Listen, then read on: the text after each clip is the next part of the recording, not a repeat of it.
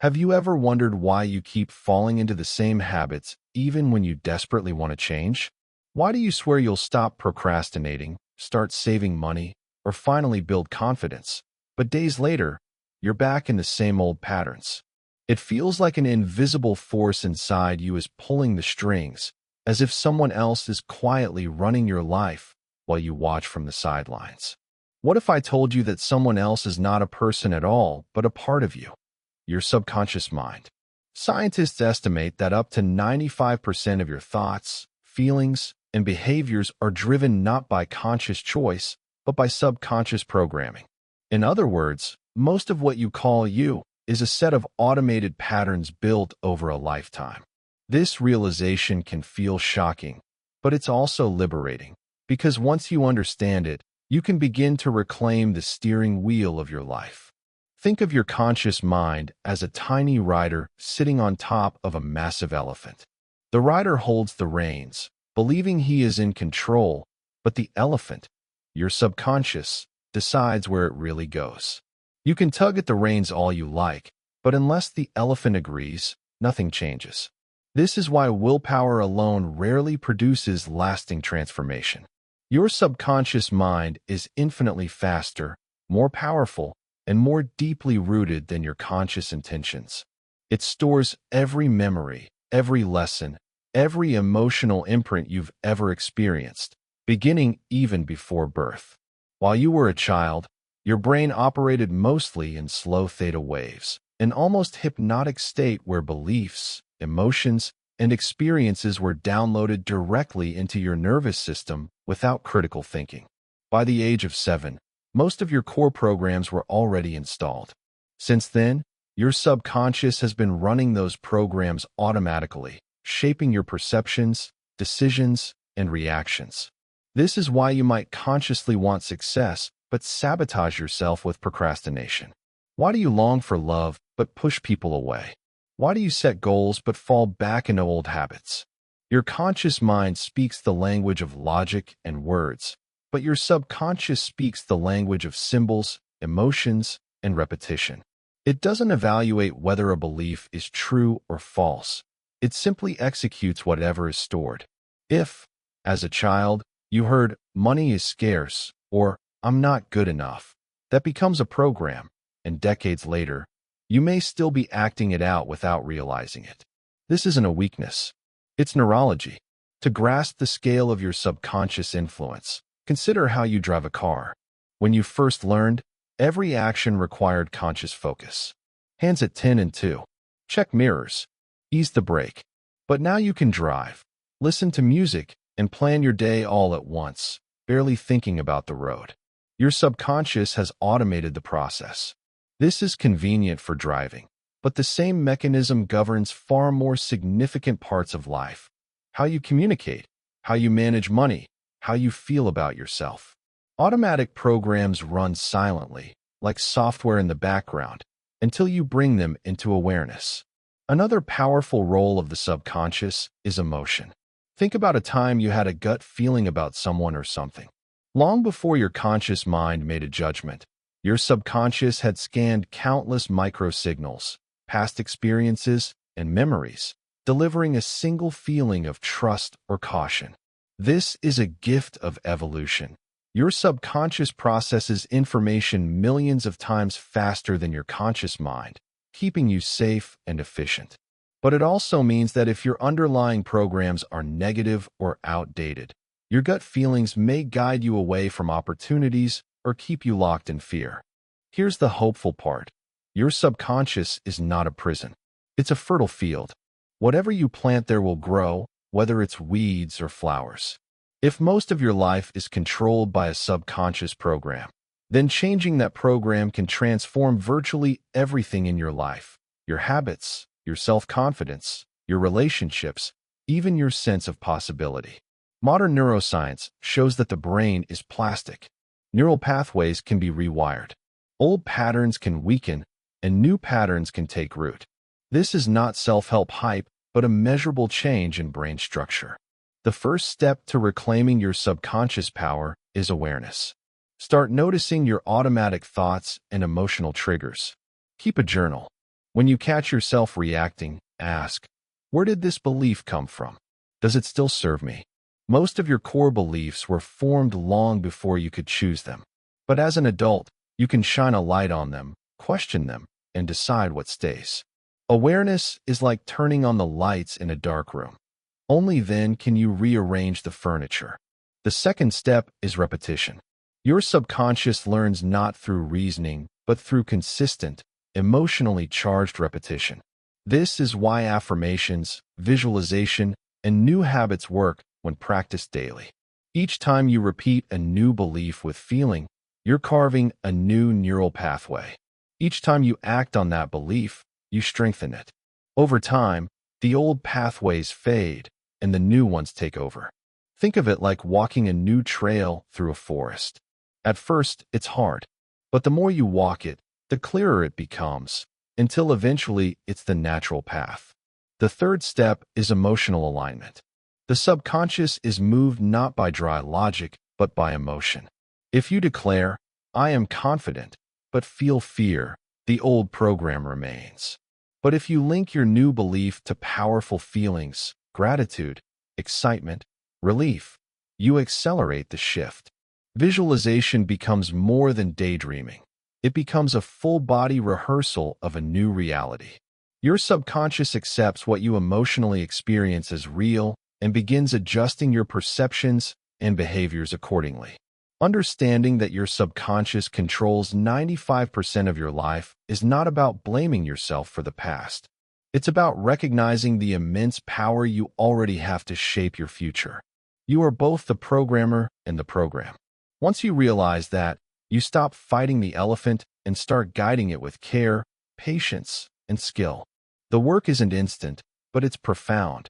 When you change the patterns beneath the surface, the visible parts of your life follow naturally. Most people live their entire lives unaware of the scripts running beneath their awareness. They set goals, make resolutions, and blame themselves when they fail, never realizing they are trying to overwrite an old program with sheer willpower. This is like trying to run new software on a computer without uninstalling the virus that keeps crashing it. You don't need more force. You need a different approach, one that speaks directly to the subconscious. That is why practices like meditation, hypnosis, mindfulness, and deep journaling are so powerful. They quiet the conscious chatter and open a channel to the deeper mind where real change happens. Meditation, for example, lowers your brain waves from fast, busy beta into slower alpha and theta states. These are the same states in which you originally absorbed your early programming. In this relaxed yet alert space, your subconscious is more receptive to new suggestions. This is why visualizing your goals, repeating affirmations, or imagining new behaviors during meditation is so effective. You are bypassing the critical gatekeeper of the conscious mind and speaking directly to the vast storehouse of the subconscious. Think of it as planting seeds in the soil rather than just shouting at the sky. Hypnosis works similarly. Despite its reputation in stage shows, therapeutic hypnosis is simply a focused, relaxed state where your attention is narrowed and your subconscious is more open. Under hypnosis, people have quit smoking, overcome phobias, and even changed physical responses because the subconscious accepts new instructions more readily than the conscious mind. But you don't have to see a hypnotist to benefit. Listening to guided recordings, practicing self-hypnosis, or using mindfulness apps can all help you slip into that receptive state. Another key is the power of your inner dialogue. Every word you say to yourself is a command to your subconscious. When you repeatedly think, I'm so bad at this, or I always fail, you're not describing reality, you're programming it. Your subconscious takes your words as orders and looks for evidence to fulfill them. Conversely, when you speak to yourself with compassion and belief, you plant seeds of a different future. This is why successful athletes, leaders, and creators use positive self-talk and mental rehearsal. They know the subconscious doesn't distinguish between a vividly imagined experience and a real one. Both shape the neural pathways that drive action. Even your environment programs you. The people you spend time with, the media you consume, the spaces you inhabit, all of these feed your subconscious with cues about what is normal, possible, and expected. If you surround yourself with negativity, your subconscious normalizes it. If you immerse yourself in uplifting, growth-oriented environments, your subconscious adapts to that as well. You can use this to your advantage. Curate your inputs. Read empowering books. Listen to inspiring talks. Spend time with people who embody the qualities you want to develop. Without a single pep talk, your subconscious will begin to mirror what it repeatedly experiences. One of the most overlooked tools for subconscious change is the body.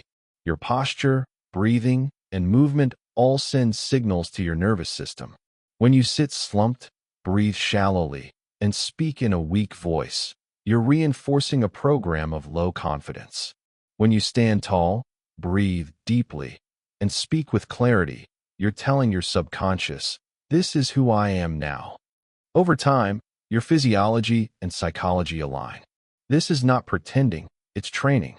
Just as a musician practices scales until they become second nature, you practice states of being until they become your new baseline. It's also important to understand the role of emotional healing. Many subconscious programs are rooted in unprocessed pain. A child who felt abandoned may grow into an adult who unconsciously expects rejection. A teenager who feels humiliated may carry a program of hiding their true self. These wounds can't be bullied away with affirmations alone. They need compassion, forgiveness, and sometimes professional support.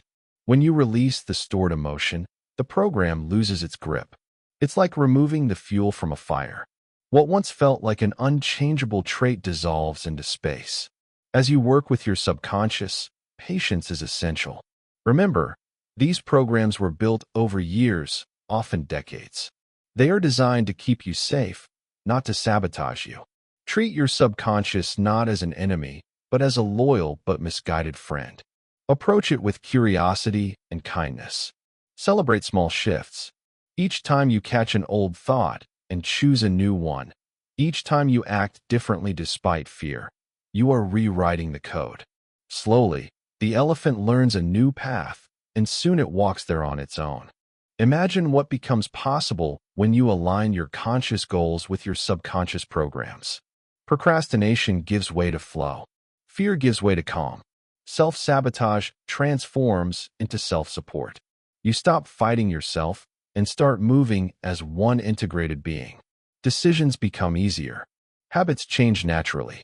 Opportunities appear because your mind no longer filters them out. This isn't magic. It's how your brain is designed. You can start right now. Choose one small pattern you want to shift, a thought, a habit, a reaction. Bring it into awareness. Trace it back to its origin if you can. Then, in a calm state, rehearse the new pattern. Feel it, see it, speak it, repeat it daily. Anchor it in your body. Surround yourself with cues that reinforce it. With each repetition, you are installing a new program. Over time, that program will run automatically, freeing your conscious mind to focus on higher-level choices. When you realize that 95% of your life is determined by your subconscious, you stop blaming luck or fate for your circumstances. You see that you have an incredible lever for change within you. Yes, your past has shaped you, but you are not your past. You are the programmer. And every moment you are alive, you are writing new code. That is the secret power hidden in plain sight. It is the difference between living by default and living by design. What would your life look like if your subconscious beliefs matched your highest vision instead of your old fears? How would your relationships, health, and work transform if your automatic reactions supported your goals rather than sabotaged them? Share your thoughts in the comments. Your insights might inspire someone else to start their own journey of subconscious transformation. Remember, you are not doomed to live out the programs you inherited. You can change them. You can plant new seeds. You can guide the elephant gently but firmly toward a future you choose. This process requires awareness, repetition, emotion, and patience, but its rewards are life-changing. Take one step today, no matter how small. You might be amazed at how quickly your inner world begins to shift, and with it, your outer world. If this message has sparked something inside you, if you found even a glimpse of hope or clarity in these words, give this video a like and subscribe for more insights into psychology, transformation, and the hidden power of the mind. Together, we can uncover the deeper layers of our consciousness and shape a life that truly reflects who we want to become.